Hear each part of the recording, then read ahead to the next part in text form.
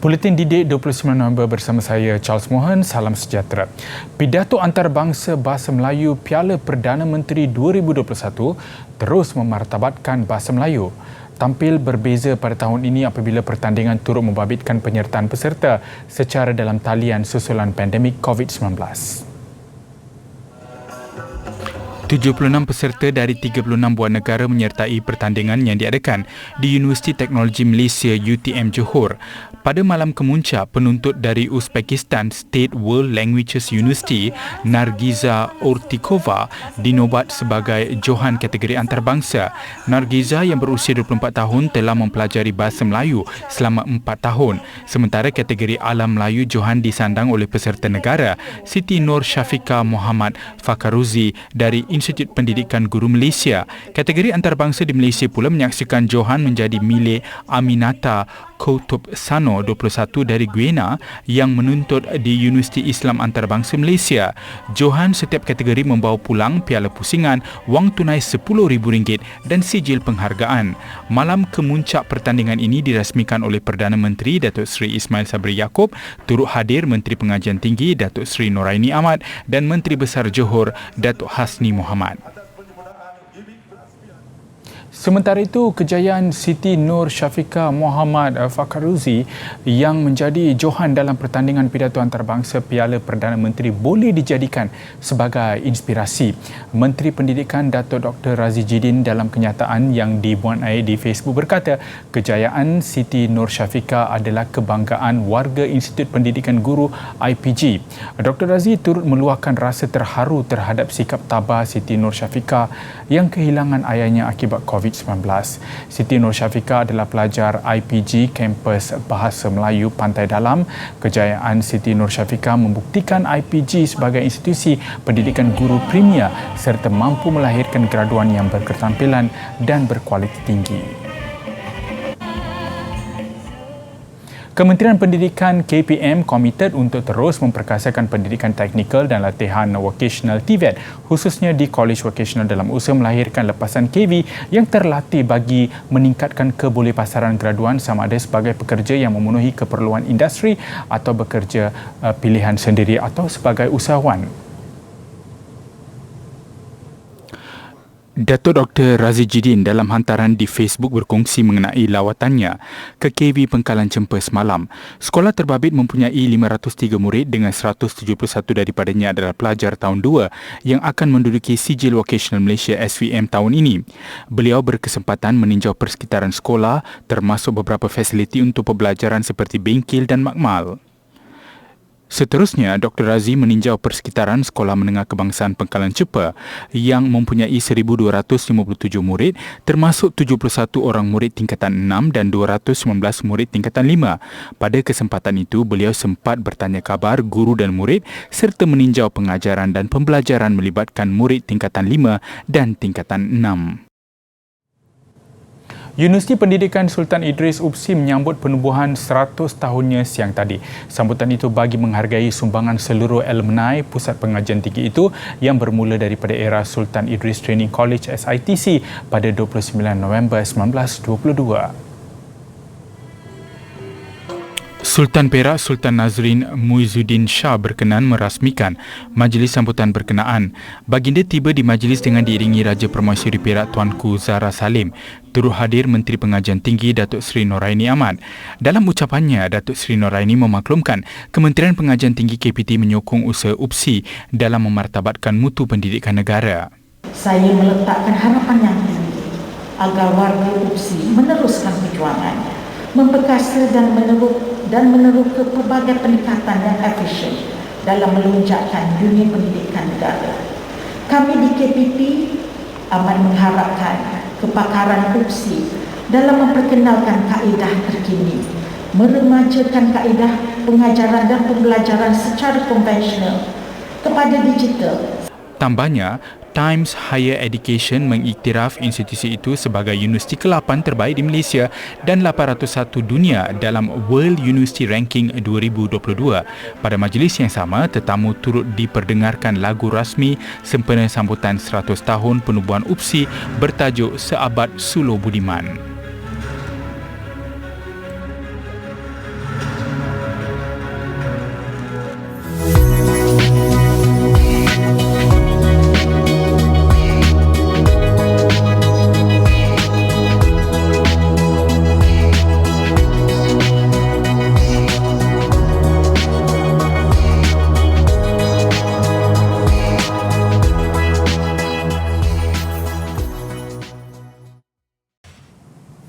Bersua kembali. Satu kes positif COVID-19 dikesan pada hari pertama perjalanan lengkap vaksin VTL antara Malaysia dan Singapura. Menteri Kesihatan Khairy Jamaluddin berkata kes positif itu dikesan pagi tadi menerusi saringan yang dijalankan di pintu masuk Malaysia. Menurut beliau, tindakan cepat dan pantas sedemikian penting bagi memastikan penularan jangkitan termasuk daripada risiko varian baru Omicron berupaya ditangani sepenuhnya. Walaupun pengembara yang masuk menerusi VTL dikendaki membuat saringan 72 jam sebelum hari perjalanan, tetapi ia masih membuka ruang kepada pelbagai kemungkinan. Dalam pada itu, menerusi Twitternya siang tadi, Khairy memaklumkan kerajaan sedang membincangkan pelbagai isu tambahan berkaitan VTL bersama negara serantau seperti yang dilakukan antara Malaysia dan Singapura yang bermula secara rasmi hari ini. Bagaimanapun, menurut rancangan itu akan dilakukan secara tersusun dengan mempertimbangkan kemunculan varian baru Omicron. Orang ramai digalakkan mengambil dos penggalak vaksin COVID-19 sebagai usaha mengatasi varian baru iaitu Omicron yang mempunyai simptom luar biasa namun sederhana. Ujar Timbalan Menteri Kesihatan Dato' Dr. Nur Azmi Ghazali, masyarakat tidak boleh leka terhadap kebebasan sosial diberikan ketika ini terutamanya melindungi golongan kanak-kanak yang belum divaksin. Malah berdasarkan kajian luar negara, individu yang telah menerima dos lengkap vaksin katanya masih boleh dijangkiti varian baru Omicron yang menular di Afrika Selatan. Bahawa pentingnya kita mengambil dos penggalak ini. Ini adalah untuk keselamatan kita. Sebab kita tak tahu. Saya bagi contoh Tan Sri yang betul. Contohnya Omicron ini. Ini adalah dikatakan satu varian yang mungkin lebih bahaya daripada Delta yang mempunyai 32 mutasi protein berbanding dengan Delta yang hanya mempunyai 9 mutasi protein. Dan kita tak tahu. WHO telah menamakan dia Omicron B11529 ini dan telah menjadikan dia salah satu daripada VOC. Jadi kita tak tahu sejauh mana keterokan dia boleh menjadikan. Kita tak tahu sejauh mana vaksin boleh menangkis varian ini. Dan kita tak tahu juga rejim ubat yang ada sekarang adakah dapat merawat penyakit ini. Beliau berkata demikian ketika menjawab soalan lisan tambahan Ahli Parlimen IGAN Ahmad Joni Zawawi. Dan sebagai langkah berjaga-jaga, kerajaan jelas Dato' Dr. Nur Azmi telah menguatkuasakan larangan agar individu daripada negara Afrika Selatan memasuki negara ini. Manakala warga tempatan daripada negara tersebut perlu menjalani kuarantin selama 14 hari. Kerajaan tidak bercadang memperkenalkan harga siling baru bagi kit ujian pantas RTK antigen menggunakan sampel air liur. Ujar Timbalan Menteri Perdagangan Dalam Negeri dan Hal Ehwal Pengguna Dato' Rosul Wahid, ia berikutan pasaran masih mempunyai 17 juta stok kit untuk itu ketika ini.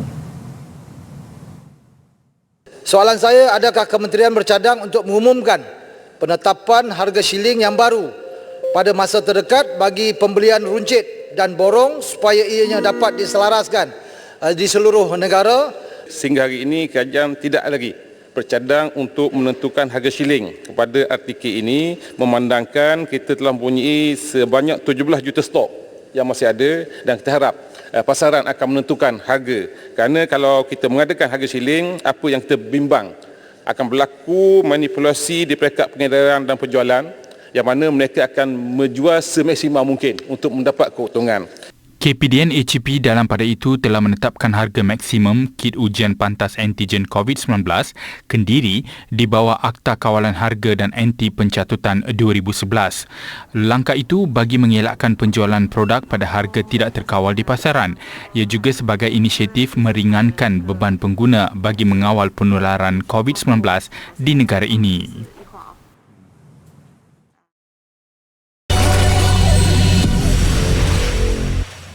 Jepun bakal mengenakan kembali sekatan yang ketat terhadap sempadan negara dan menyekat ketibaan antarabangsa bermula 30 November ekoran kebimbangan terhadap penularan varian Omicron. Pengumuman itu dibuat Perdana Menteri Jepun Fumio Kishida hanya beberapa minggu selepas sekatan dilonggarkan. Rakyat Jepun yang berada di beberapa negara tertentu dibenarkan pulang namun harus menjalani kuarantin di fasiliti yang ditetapkan. Jepun mula mengetatkan kemasukan bagi mereka yang tiba dari Afrika Selatan dan 8 negara lain dengan mengenakan kuarantin selama 10 hari. Lebih banyak negara mula mengenakan sekatan berat berikutan varian baru ini mula merebak ke serata dunia.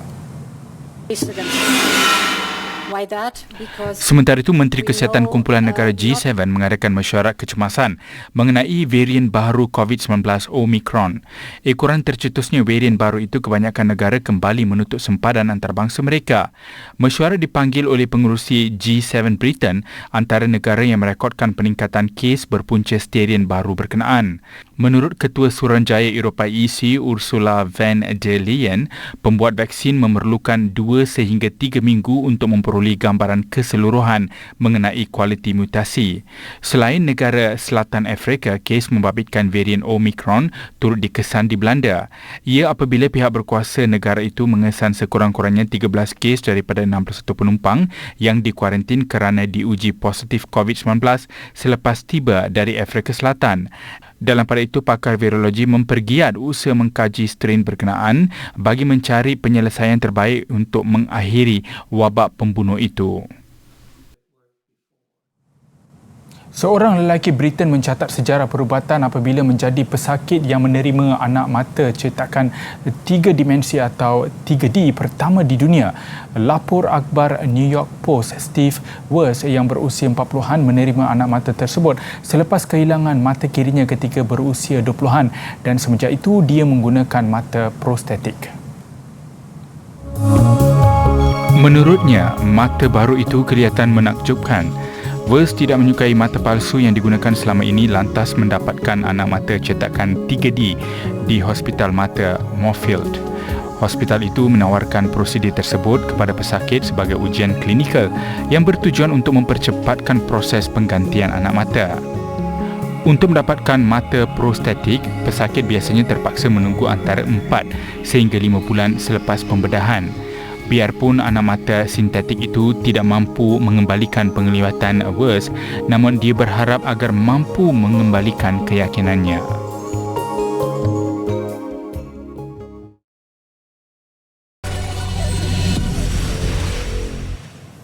Laporan sukan. Apa jua tanggapan penyokong perlawanan akhir bola sepak Piala Malaysia?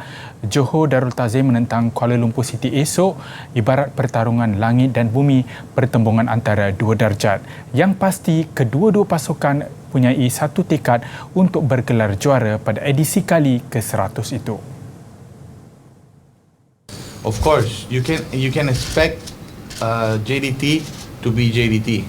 You know, we are not going to sit back to wait for speculations and see what's going to happen in this game. We're going to try to eat the grass. We're going to try to eat the opponent, and we're going to try to score a goal. The only way that you can win a final is scoring goals. Pastinya Benjamin Mora sedar kehebatan dan pelbagai andaian. Namun segala-galanya hanya akan ditentukan pada aksi sebenar di Stadium Nasional Bukit Jalil malam esok. Begitulah awal-awal lagi pengendali Kuala Lumpur City FC, Boyan Hodak, merumuskan tiada tekanan buat pemainnya menentang sebuah pasukan hebat seperti JDT.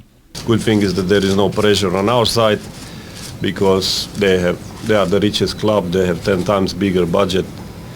They have all best players, all best facilities. So for us there is really no any pressure.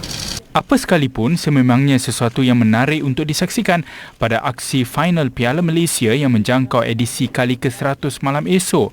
Pertembungan 2 gergasi umpama pertarungan sebuah pasukan kerdil menakluki sang gergasi.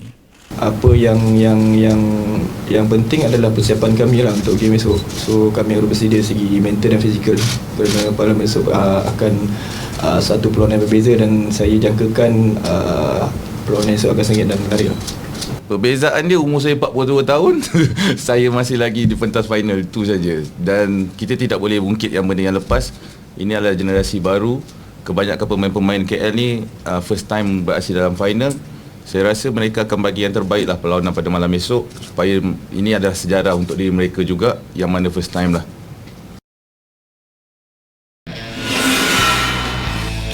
Beginilah keadaan terkini Stadium Nasional Bukit Jalil selepas ditutup hampir 2 tahun susulan penularan wabak COVID-19. Pastinya sudah sedia untuk digunakan malam esok sebagai venue perlawanan akhir Piala Malaysia 2021.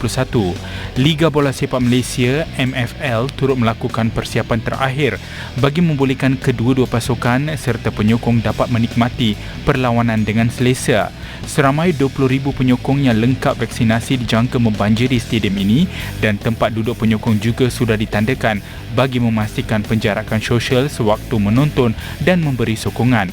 Polis Diraja Malaysia PDRM turut mengingatkan semua penonton agar mematuhi segala arahan yang sudah ditetapkan.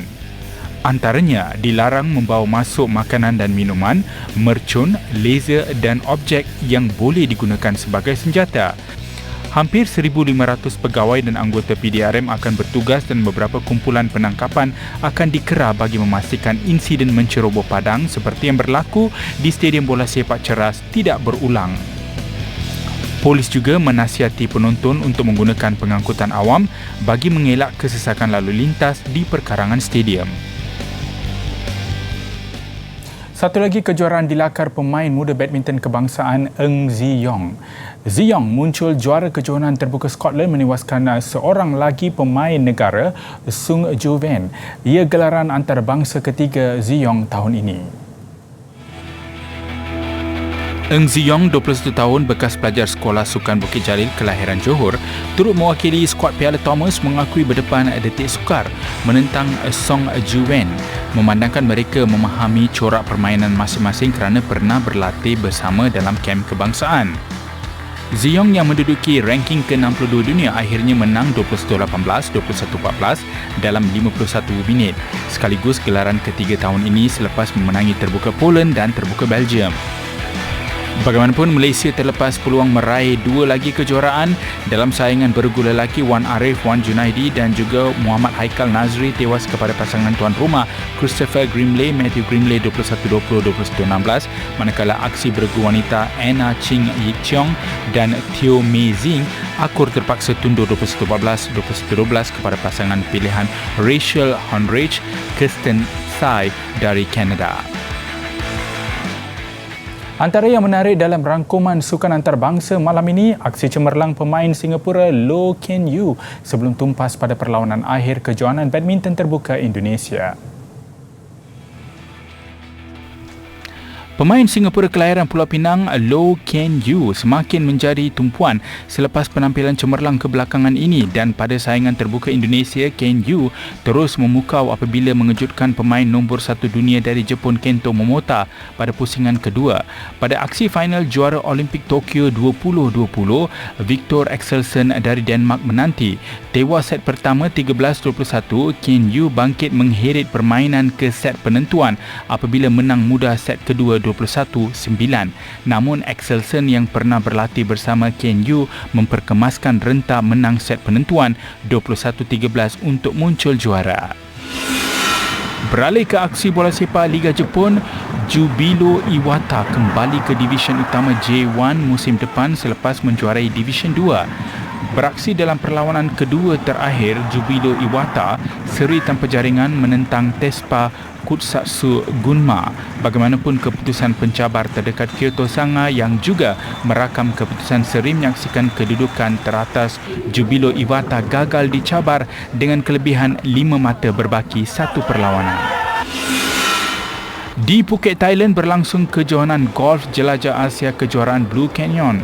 Pada hari terakhir, pukulan eagle pada lubang yang ke-9 nyata menambah keyakinan pemain Taiwan, Chan She-chang. Satu lagi birdie dilakukan mengukuhkan kedudukan di kelompok teratas. Meskipun sekadar par pada lubang terakhir, memadai baginya mengesahkan kejuaraan dengan 68 pukulan 18 di bawah par keseluruhan, sekaligus gelaran ketiga jelajah Asia yang dimenangi She-chang. Visual letusan gunung berapi di La Palma, Spanyol mengakhiri paparan buletin Didik malam ini. Saya Charles Mohan, salam hormat, salam ceria dan kita jumpa lagi.